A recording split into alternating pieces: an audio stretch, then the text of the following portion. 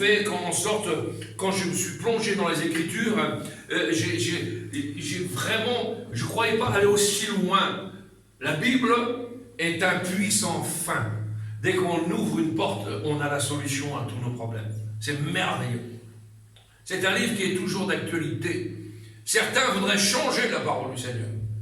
Le pape a écrit que la Bible était plus assez moderne, elle n'était plus assez tendance. Laissez-moi vous dire que c'est une hérésie. C'est une erreur fondamentale de doctrine. La Bible, elle est la bonne nouvelle. Et elle est toujours la même, hier, aujourd'hui et éternellement. Il ne change pas. Elle ne change pas. La parole du Seigneur a toujours une réponse à nos problèmes d'aujourd'hui et d'actualité. Amen. Amen. C'est merveilleux. Si vous cherchez quelque chose, ne comptez pas sur les hommes, ne comptez pas sur les églises, ne comptez pas sur le pasteur, comptez sur la parole du Seigneur. Alléluia. Amen. Nous sommes tous au même pied d'égalité.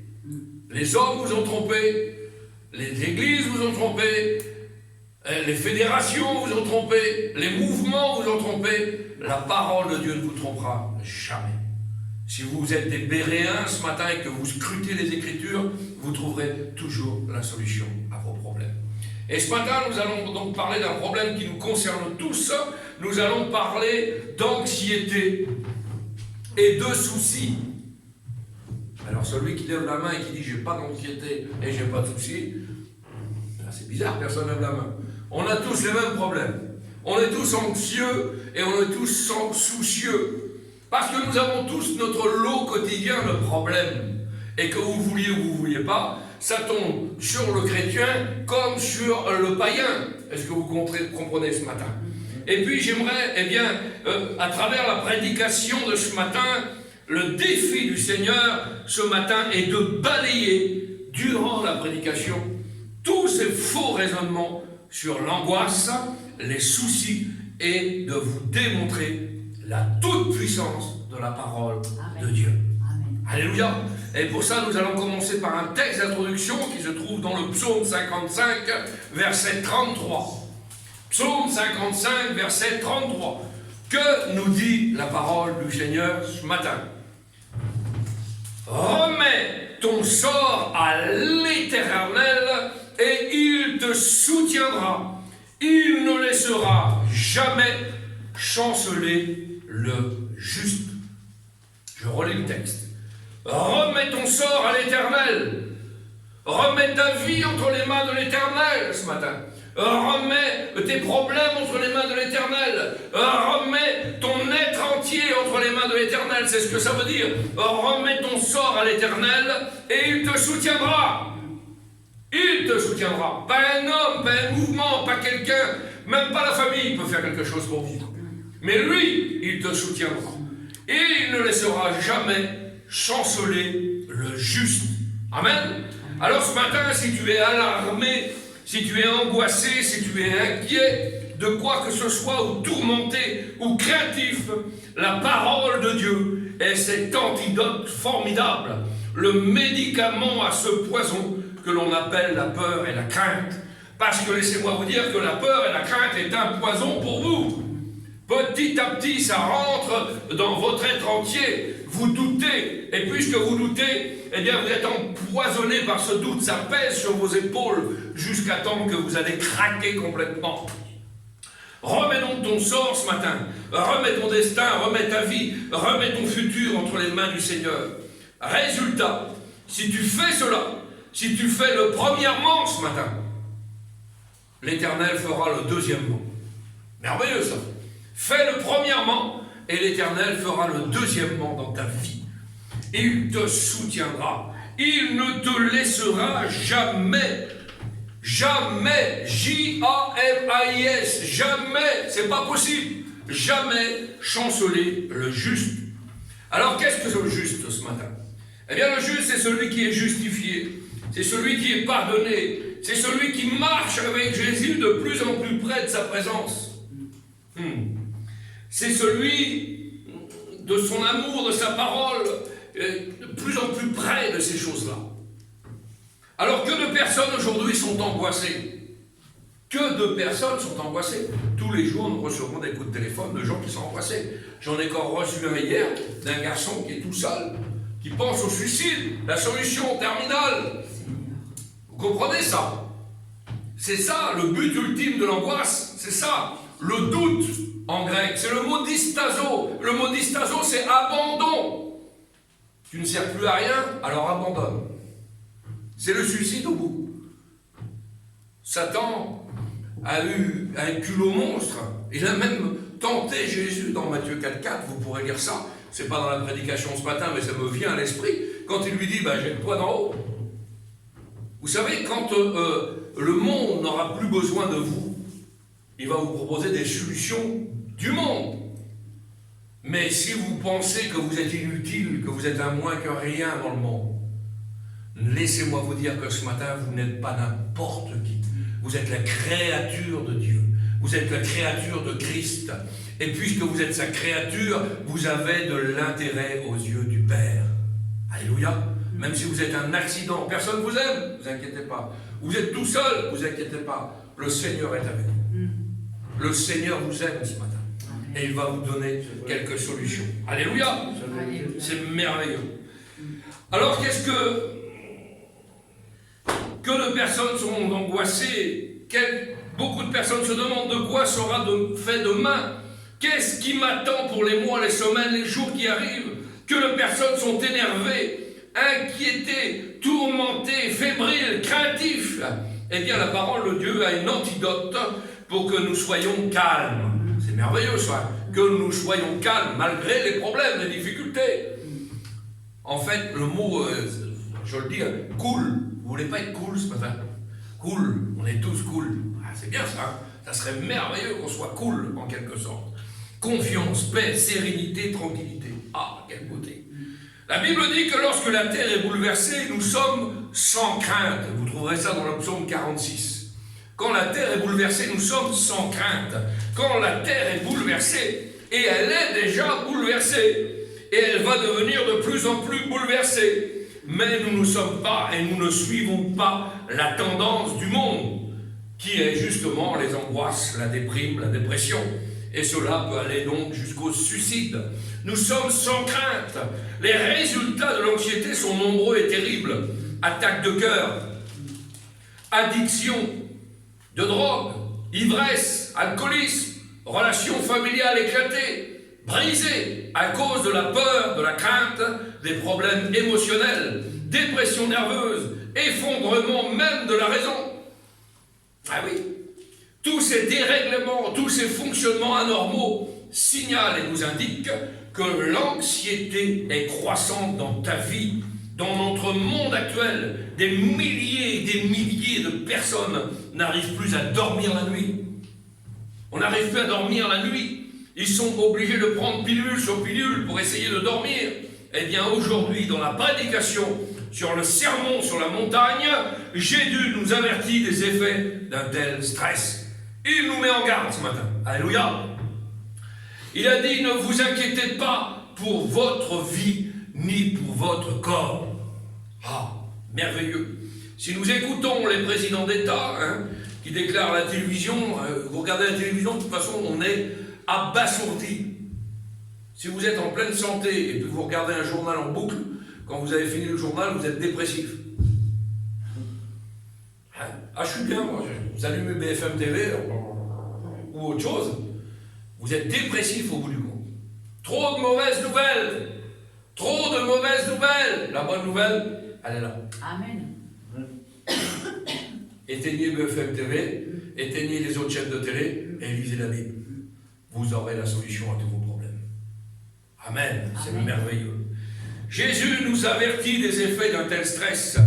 Il nous a donc dit, ne vous inquiétez pas pour votre vie ni pour votre corps. Si nous écoutons les présidents d'État qui déclarent à la télévision, nous sommes maintenant menacés par une calamité économique aux proportions gigantesques. Alors c'est irréversible pour nous. Jésus a dit, ne vous inquiétez donc pas du lendemain. Cela contredit. C'est l'antidote de la pensée du monde. Depuis quelque temps, certains leaders mondiaux aussi, regardent dans l'autre, fabriquent de nouveaux assassins, et ils disent, personne n'est en paix, il n'y a pas de sécurité. Nous ne sommes plus en sécurité dans ce monde. C'est quelque chose qui nous angoisse, qui nous stresse. Nous avons vu toutes ces vagues d'attentats, au nom de faux dieux, que ce soit à Berlin, à Nice, à Paris, où vous voulez. Les attentats, c'est tous les jours. Les chrétiens sont de plus en plus persécutés aussi dans le monde. Alors, comment ne pas être angoissé? Comment ne pas être stressé? Eh bien, aujourd'hui, vous savez, vous allez dans un supermarché, vous n'avez rien demandé à personne, et vous n'en sortez plus. Sinon, sur une civière ou mort. Il faut faire attention aujourd'hui. Beaucoup de gens sont anxieux aujourd'hui. Plus aucune sécurité nulle part. Ni dans les aéroports, ni dans les bureaux, ni dans les marchés, ni à table d'un restaurant. Mais Jésus dit, ne vous inquiétez pas pour votre vie. Ou bien je crois Jésus, et je vis comme dans la paix, dans la joie, la tranquillité, le bonheur qu'il m'accorde, ou bien je vis comme un païen. Et quand je vis comme un païen, je suis stressé. Déjà les chrétiens sont stressés, alors combien celui qui ne connaît pas Dieu? Ne vous inquiétez pas pour votre corps. Alors qui vais-je croire ce matin? Qui vais-je croire? La question elle est posée ce matin. Est-ce que les enseignements de Jésus qu'il a donnés il y a plus de 2000 ans sur une colline éloignée, lointaine, quelque part au nord d'Israël, sont viables aujourd'hui dans la société contemporaine? Cette société qui a les nerfs tendus. Aujourd'hui, on est à vif. Vous avez vu que les gens sont à vif aujourd'hui? Alors ici, on est encore relativement épargné. Mais la semaine prochaine, j'ai 4 jours de séminaire à Paris. Laissez-moi vous dire que c'est la première obstacle pour ma vie, c'est de prendre le périph' déjà. Les gens sont tendus. La seule chose qui n'est pas en panne sur une voiture à Paris, c'est le klaxon. Ils sont fixés sous le klaxon. Ils sont énervés, les gens. Ils sont anxieux, ils sont angoissés. Alors, question, comment se relier aujourd'hui au prince de la paix? Une question fondamentale, ça. Celui qui a dit, je vous laisse ma paix, je vous donne ma paix. Une paix qui n'existe pas sur terre, mais une paix que je vous donne et qui dépassera même votre compréhension et votre intelligence. Alléluia. C'est merveilleux. Alors, comment se relier au prince de la paix? À son message, alors que nous vivons et nous résidons au milieu d'une civilisation en déconfiture. Aujourd'hui, tout part autour de nous en déconfiture. Une civilisation qui est sur le point de mourir, saisie d'anxiété. Et malgré cela, malgré ce qui arrive à notre époque, la parole de Dieu n'a pas changé. Amen. Est-ce que vous croyez que la parole de Dieu a changé? Non. Elle est toujours la même. Elle est toujours la même. La parole de Dieu me dit, remets ton sort à l'Éternel, et il te soutiendra. Il ne laissera jamais chanceler le juste. Ou bien ce livre est faux, ou bien ce livre est vrai. Ah oui, 2 questions sont posées, fondamentales. Eh bien, laissez-moi vous dire ce matin qu'il n'y a pas de milieu avec la parole du Seigneur. Je vous dis, c'est blanc ou noir, c'est pas gris clair, gris nuancé, gris foncé. C'est pour ça qu'aujourd'hui, au niveau doctrinal et au niveau des églises, il y a beaucoup de problèmes. On rajoute, on patouille, on fait une bouillie évangélique, on fait une bouillie spirituelle, on rajoute des textes, on retranche les textes de leur contexte pour en faire un prétexte, on fait des choses extraordinaires. On s'appuie derrière des textes, on se cache derrière des textes. Laissez-moi vous dire que la parole du Seigneur, elle est oui et amen, et elle ne change pas d'un iota. Celui qui rajoute ou qui retranche un iota, il n'a pas lieu d'être. Est-ce que vous comprenez? Appuyons-nous sur la parole. Vous avez des doutes sur ce que vous dit le pasteur? Lisez votre Bible. Vous avez des doutes sur ce que pense un tel ou un tel? Lisez votre Bible. Soyez des Béréens, scrutez les Écritures. Plus vous scruterez les Écritures, plus vous aurez des réponses à vos problèmes. Alléluia. C'est merveilleux. Ne vous inquiétez pas. Dans l'évangile de Matthieu, chapitre 5, 6 et 7, on nous donne des principes pour vivre la parole du Seigneur. Et ces paroles vont nous aider à vivre au jour le jour. Et ces paroles du Seigneur demeurent solides comme du béton. C'est des paroles blindées. Elles sont très solides. Elles sont fiables. Elles sont oui et amen. Ces paroles sont passées au travers des siècles et nous parviennent encore aujourd'hui jusqu'au XXIe siècle. Les pasteurs meurent, changent, les grands hommes de Dieu se lèvent, vivent, évangélisent, meurent, mais la parole de Dieu reste éternelle. Amen. Il me revient un texte qui se trouve dans le chapitre d'Ésaïe, qui nous dit « L'herbe sèche, la fleur tombe, mais la parole de Dieu subsiste éternellement. » Merveilleux ça. Éternellement. Vous ne pourrez pas changer la parole de Dieu. On a voulu la détruire, on a voulu la brûler, on a voulu l'interdire, mais néanmoins, la parole de Dieu reste éternelle. J'ai fait des expositions avec, sur la Bible et des conférences sur la Bible avec une association qui s'appelle Cap Biblio, où on présentait des différentes sortes de Bibles. Et sous l'époque russe, c'est une anecdote que je vous raconte qui n'est pas dans le message de ce matin, mais pour vous faire comprendre. L'époque soviétique, le communisme était terrible. On persécutait les chrétiens, on tuait les chrétiens, il ne fallait pas louer Dieu. Alors ils ont inventé quelque chose de terrible, les chrétiens. Ils ont inventé la Bible théière. Hein? Qu'est-ce que c'est la Bible théière? C'est un petit Nouveau Testament qui est fait avec des peaux particulières, écrits tout petits. Et en fait, ils la lisaient dans le secret, le plus secret. Et quand la police d'État venait chez eux pour perquisitionner les maisons, pour voir ce qui se pratiquait dans les maisons, on appelait cette Bible la Bible théière parce qu'en fait, ils ouvraient la théière et quand la Bible était posée sur la table, hop, on la mettait dans la théière. Elle était grande comme ça. Et elle était étanche. Les pages ne s'abîmaient pas vu la peau que c'était. Et j'en ai une entre les mains, c'est merveilleux. C'est un Nouveau Testament, c'est merveilleux. Et alors, quand ils perquisitionnaient cette police d'État, pas de Bible à la maison. Vous comprenez ça? Et puis ils offraient même un thé aux policiers qui venaient les contrôler.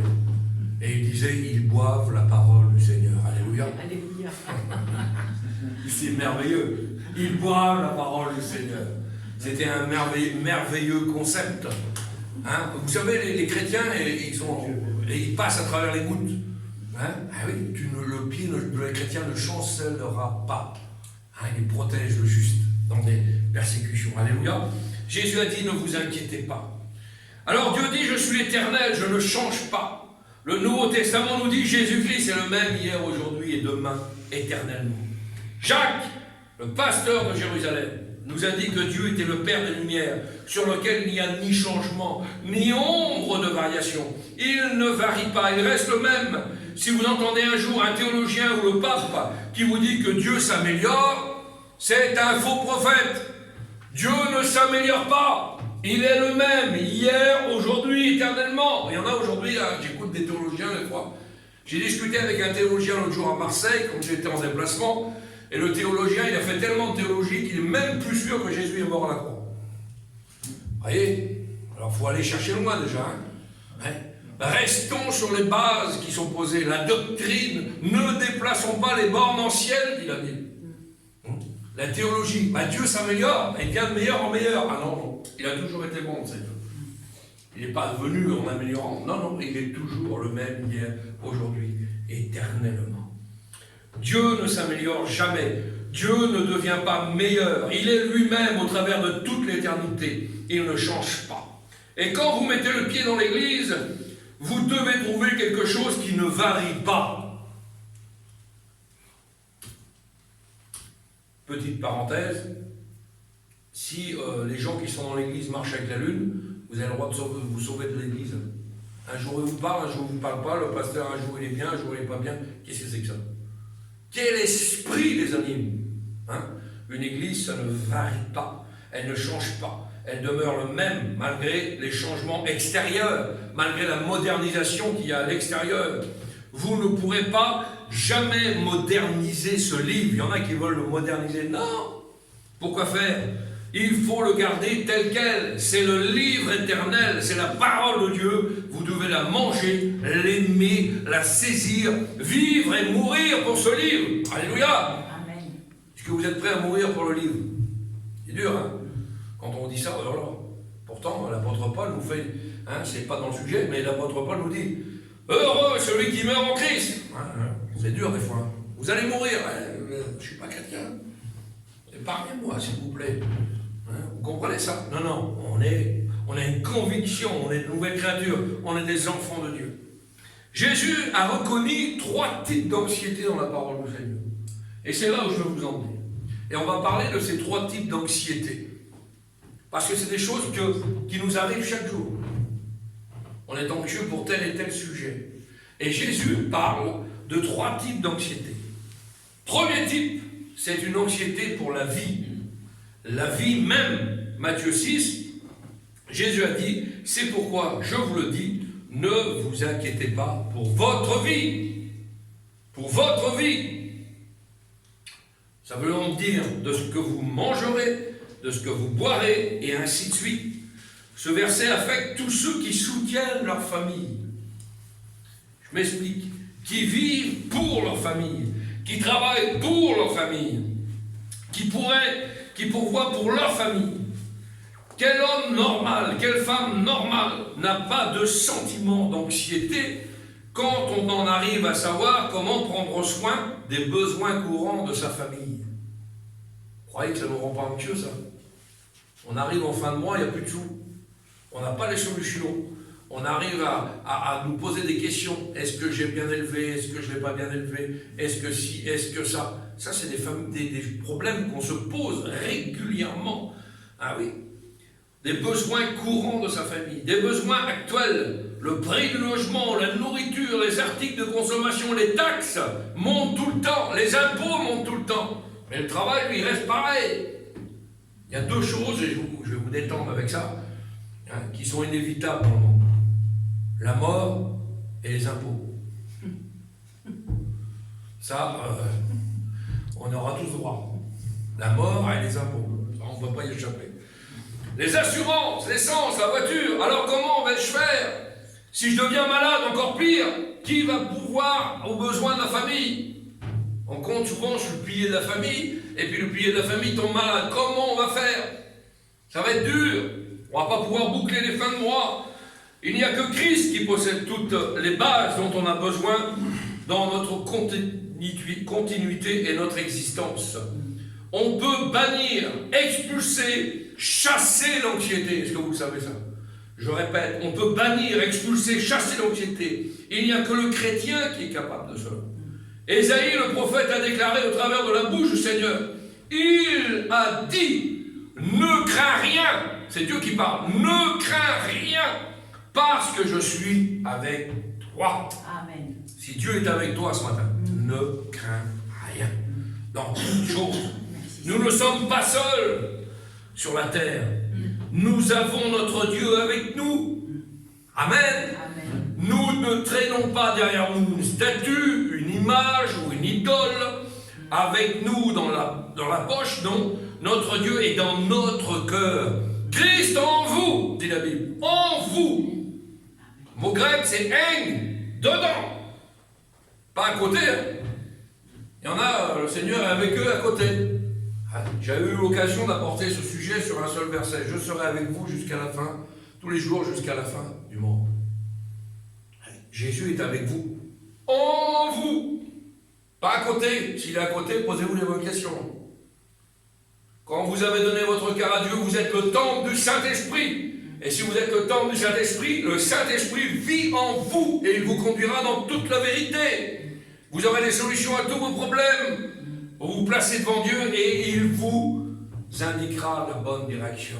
Merci Seigneur. Amen. Par contre, s'il vit à côté de vous, je le dis souvent en évangélisation, être visité par Dieu, c'est super. Mais une visite, c'est comme sur M6 avec, comment il s'appelle, l'agent immobilier, là. Hein? D'accord? Une visite, je visite l'église, je rentre, je regarde, je m'en vais. J'ai visité l'église. Non! Le Seigneur ne veut pas vous visiter, il veut demeurer en vous. Amen. Je visite, je m'installe, je squatte, je suis à l'intérieur, je suis dans votre cœur. Si vous êtes visité par Dieu de temps en temps, posez-vous les bonnes questions. C'est que Dieu ne trouve pas sa place dans votre cœur, parce que dans votre cœur, il y a des choses qui ne sont pas à la gloire de Dieu. Donc, il n'y a pas de cohabitation avec le péché. S'il n'y a pas de cohabitation avec le péché, le Seigneur va faire le tri là-bas. Mais pour ça, il faut que vous le laissiez faire à lui, qu'il enlève, qu'il retranche, Il jette dehors ce qui n'est pas à la gloire de Dieu, et après, il fera en vous un temps merveilleux, et vous serez habités, conduits par lui. Alléluia. Merci Seigneur.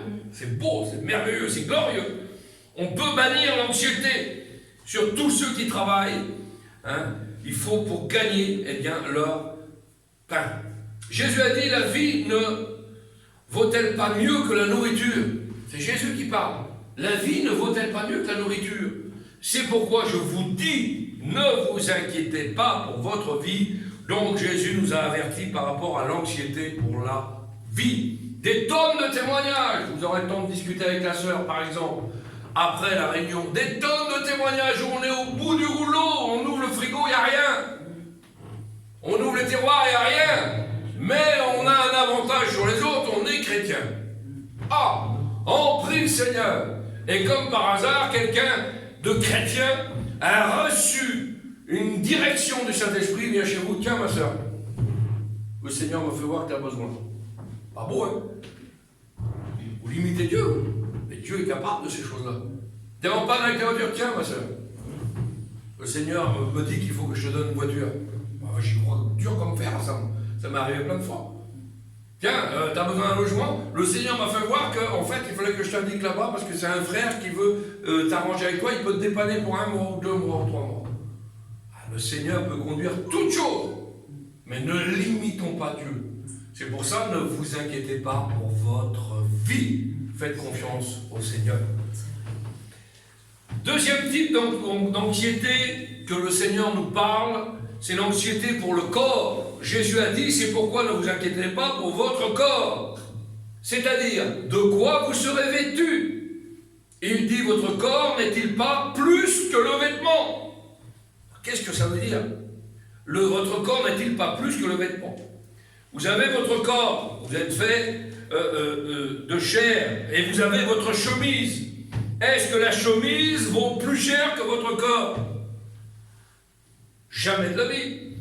C'est le corps qui vaut mieux que le vêtement que nous portons.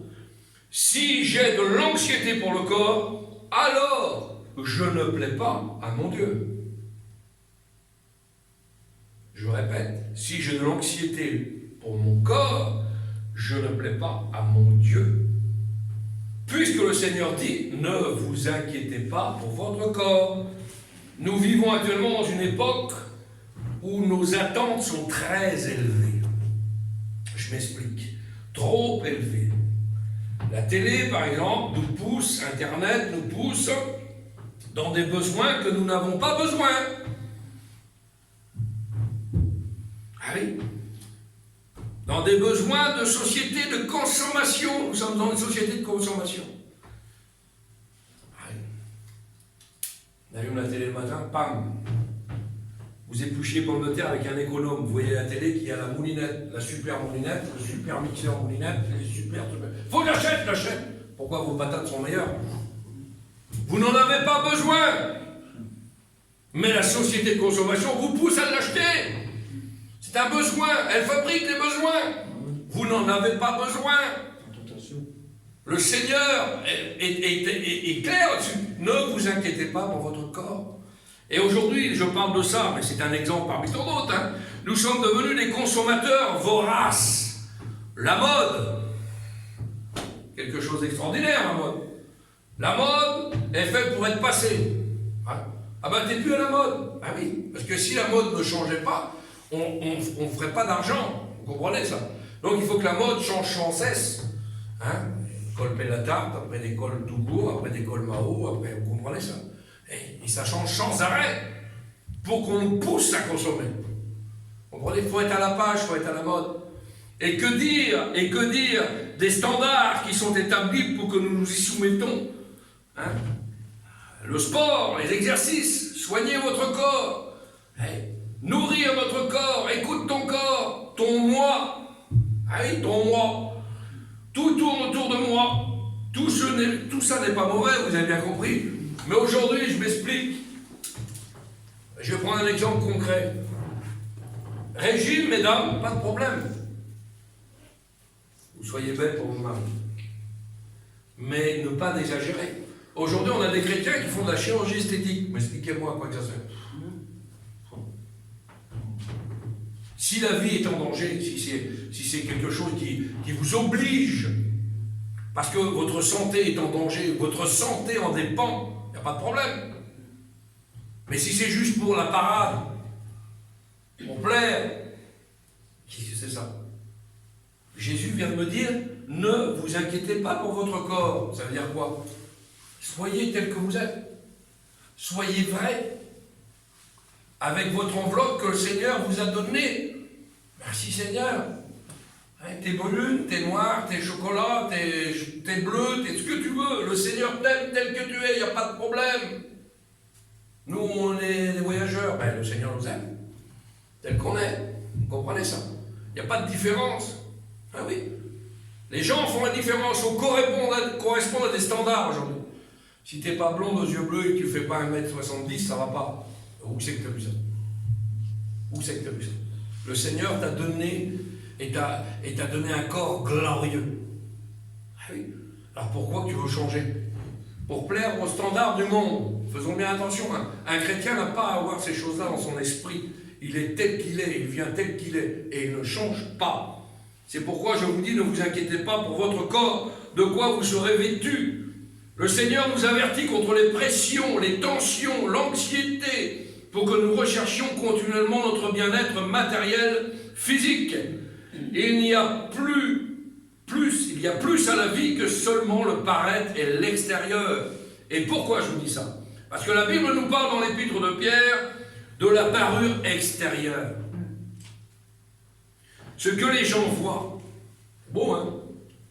Vous pouvez vous maquiller comme vous voulez. Vous pouvez vous farder, vous mettre belle, mesdames, ou beau, monsieur. Vous pouvez vous habiller du plus beau costume que vous voulez. Vous avez une apparence extraordinaire. Vous ressemblez à un ange, extérieurement. Mais comment est votre parure intérieure? Le Seigneur regarde au cœur. Il ne regarde pas à l'extérieur. Il regarde au cœur. Alors même si tu es beau à l'extérieur, mais que tu es laid à l'intérieur, est-ce que tu crois que tu vas plaire au Seigneur? Le Seigneur ne regarde pas à cette parure-là. Il regarde à la parure de ton cœur. L'apôtre Pierre nous en parle. C'est merveilleux ça. Hein? Parure intérieure, cachée dans le cœur. La pureté incorruptible d'un esprit doux et paisible, qui est un grand prix devant Dieu. Dieu se fout que vous habitiez une maison d'1 million d'euros ou une cabane en bois. Hein. Dieu n'a que faire de ça. Comprenez ça? Il n'est pas contre la richesse. Il n'est pas... Vous comprenez ça? Il ne faut pas non plus être dans l'excès. Mais si vous voulez, et le Seigneur, ce qu'il regarde, c'est les cœurs. La pureté des cœurs. Le cœur pour Dieu. Ce qu'il regarde, c'est le cœur, la parure de ton cœur. J'ai eu l'occasion de prêcher sur, et d'apporter cet enseignement sur la façade et l'apparence. Vous seriez déçus. Hein? Façade et apparence. Vous savez qu'une belle façade, réellement, vous mettez une façade terrible sur votre maison, votre habitation, des fleurs, tout ça, vous avez peint la façade. La façade n'appartient qu'à ceux qui la regardent. Réfléchissez à ça, 2 secondes. La façade n'appartient qu'à ceux qui la regardent. C'est merveilleux. Vous poussez la porte, c'est tout en ruine. Vous comprenez ça? Et beaucoup de gens sont comme ça. Ah, vous les voyez. Ah, il n'est pas beau, il n'est pas classe, il n'est pas net. Hein? On vous ouvrez la porte. Et c'est des ténèbres à l'intérieur. Le cœur est en miettes. Le cœur est rempli de péché. Ils sont tordus. Tordus. Alors ils se maquillent tant qu'ils peuvent, ils font ce qu'ils peuvent, ils s'habillent. Mais l'intérieur est pourri.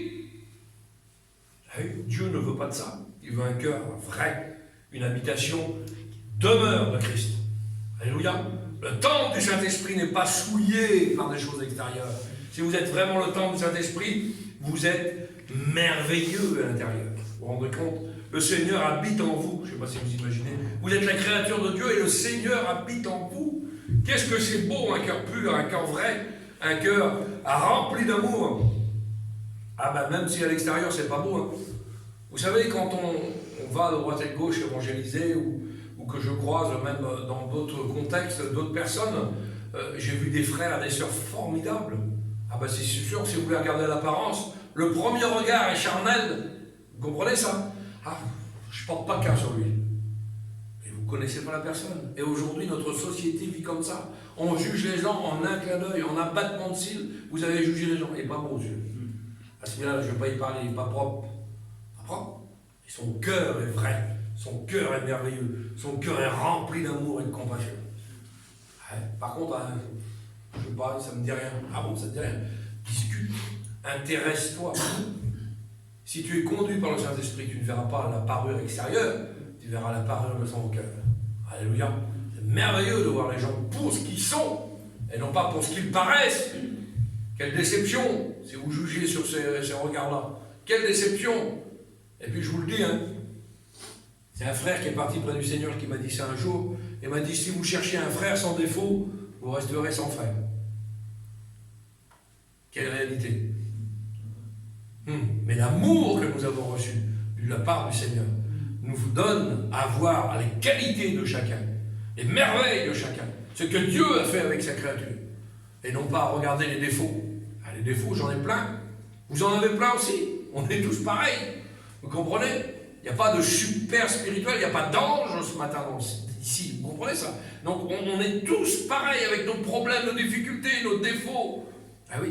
Et le Seigneur nous aime tels que nous sommes. Et il nous a donné à nous aimer tels que nous sommes. Alléluia. C'est merveilleux ça. Ceux qui le regardent, c'est le cœur. L'apôtre Pierre n'est pas contre l'habillement classe, hein, vous avez compris. La maison classe. Mais il dit, il y a plus que cela. L'important, c'est l'ornementation correcte du cœur et de l'esprit. Comment je suis beau à l'intérieur? Est-ce que vous êtes beau à l'intérieur ce matin? Ma question vous embarrasse. Vous n'êtes pas beau à l'intérieur? C'est beau ça. La parure intérieure, c'est ce que Dieu regarde et c'est ce qui l'intéresse. Donc il y a l'anxiété pour la vie, l'anxiété pour le corps, et la troisième sorte d'anxiété dont Jésus a parlé, c'est l'anxiété par rapport à l'avenir. Et là, c'est compliqué. Le futur, qu'est-ce qui m'attend? Jésus a dit, ne vous inquiétez donc pas du lendemain. Encore, ne vous inquiétez pas. Donc, pour la vie, ne vous inquiétez pas pour le corps, et ne vous inquiétez pas pour le lendemain. Jésus ajoute le lendemain. L'année qui vient, laisse tomber ça. Ça ne t'appartient pas.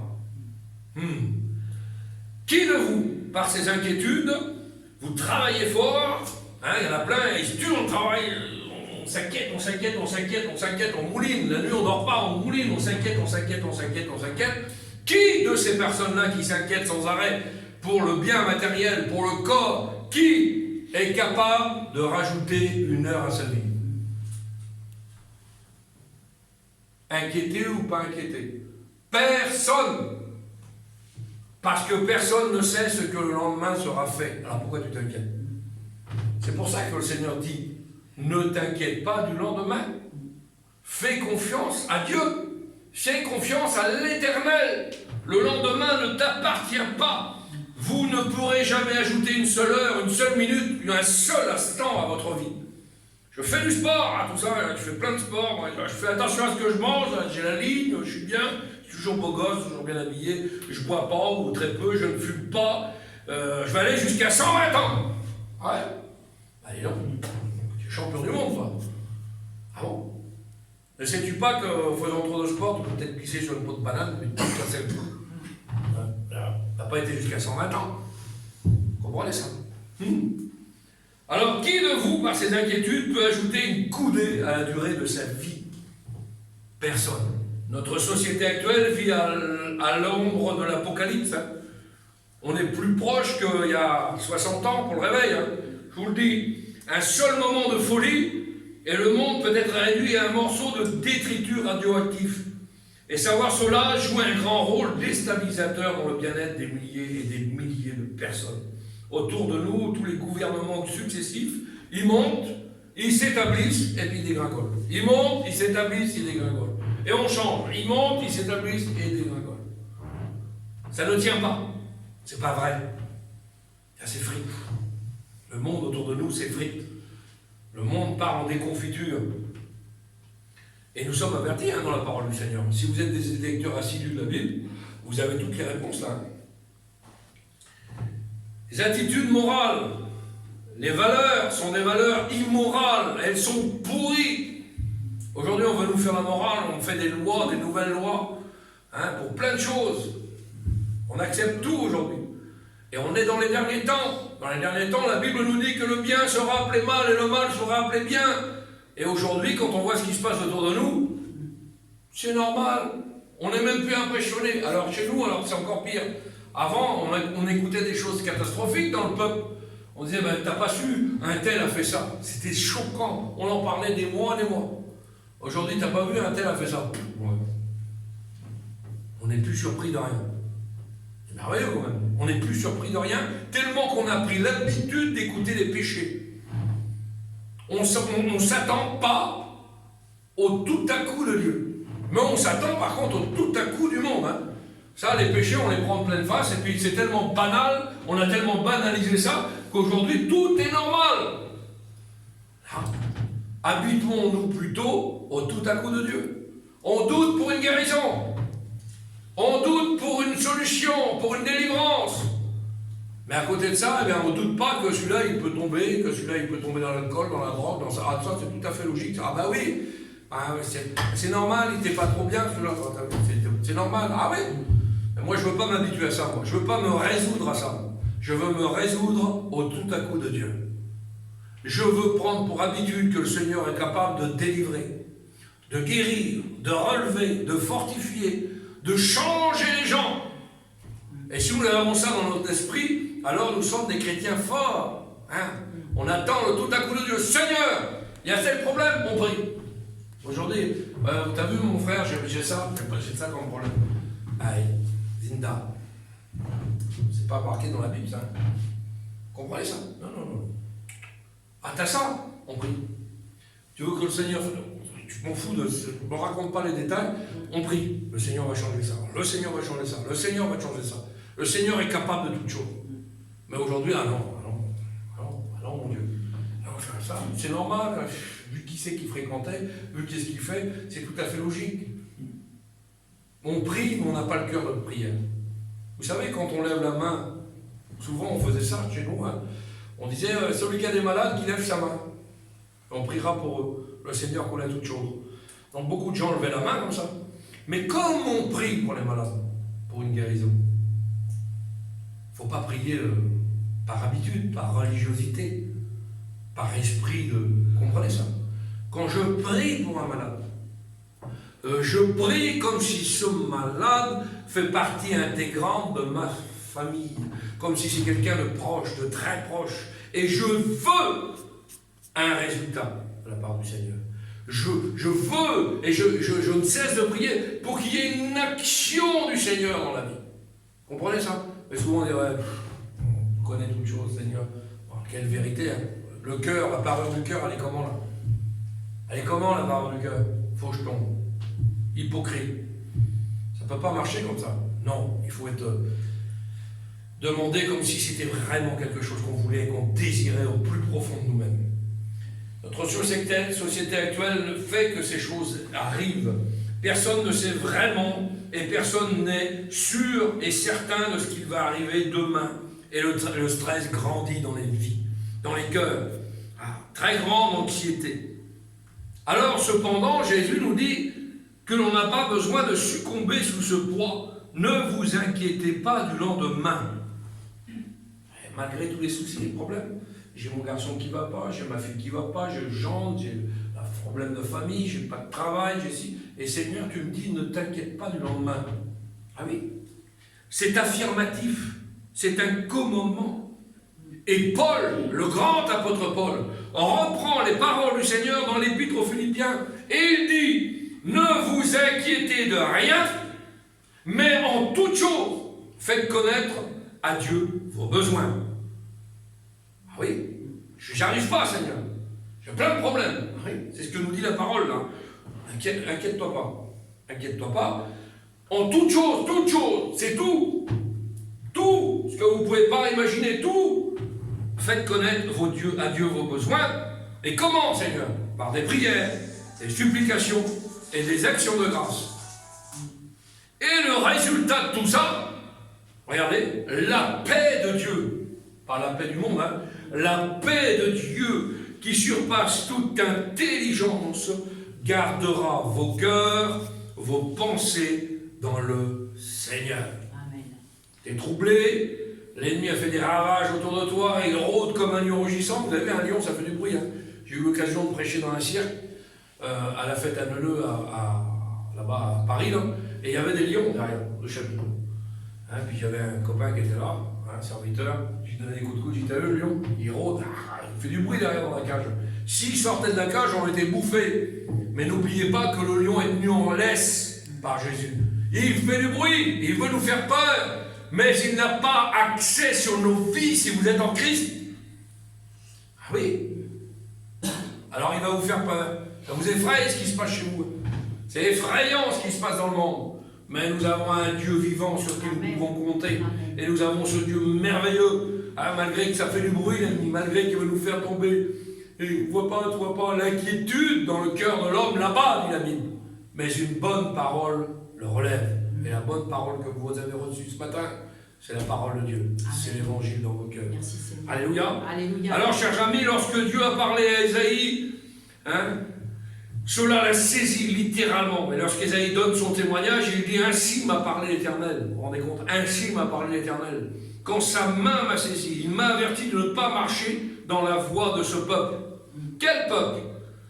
Peuple incrédule, peuple soucieux, peuple anxieux. Ne craignez pas ce qu'il craint, ce que ce peuple craint, et ne soyez pas effrayés. Ésaïe, chapitre 8, verset 12. C'est l'Éternel des armées que vous devez sanctifier, et c'est lui que vous devez craindre et écouter. La crainte de Dieu, c'est le commencement de la sagesse. La crainte de Dieu, c'est le commencement de la sagesse. Vous comprenez bien que celui qui ne craint pas Dieu, qui fait n'importe quoi, et qui mène sa vie de pantouflard, et comme il veut, sans craindre Dieu, eh ben, il n'a pas une miette de sagesse. Hein. Vous avez compris? Et c'est pour ça qu'ils ont plein de problèmes derrière. Parce que comme ils n'ont pas été sages, et qu'ils ont été sages à leurs propres yeux, eh bien, Dieu, il ne peut pas les rendre sages, donc il leur arrive des tonnes de problèmes, parce qu'il n'y a pas de sainte crainte de Dieu dans leur vie. C'est lui avec qui nous devons être en bonne relation, en très bonne relation. Avec lui, nous devons être réconciliés si nous sentons qu'il y a quoi que ce soit, un grain de sable dans l'engrenage. Il y en a, tu as le droit d'avoir un grain de sable dans ton engrenage avec Dieu. Si tu vois que des fois ça grince, il y a peut-être ça qui gêne, je ne sais pas. Alors il faudra absolument lever ce grain de sable. Ne vous inquiétez pas du lendemain. Et Jésus a fait bien clair, c'est un ennemi mortel, c'est un poison, l'anxiété. Pourquoi? Qu'y a-t-il au sujet de l'anxiété pour que ça pique à vif notre Seigneur Jésus?